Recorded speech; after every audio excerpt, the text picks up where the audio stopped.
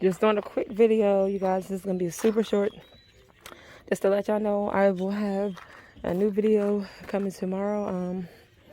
Still working on this thing. I haven't done a video in over a week, or about a week. I haven't done anything to this in a week. I still have to get the coolant tank wired up, and right now I've been checking these sensors and trying to see if my crankshaft sensor is good.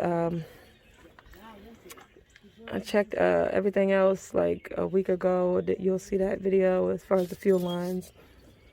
I didn't get to get that video out yet, but the fuel line is good. Got to check it for compression. Gotta check my belts and all of that, but I am gonna get this thing running, so it's just taking some time. Just bear with me, and I will be getting some stuff out to you guys soon. And if you haven't already, go ahead and subscribe to my channel. If you're not subscribed to my other channel, go ahead and do that. That's at Awesome Auctions. The link will be in the description, and we will have some stuff coming for that soon. And I gotta go now because my kids are calling me. We're out here playing, so catch you guys later.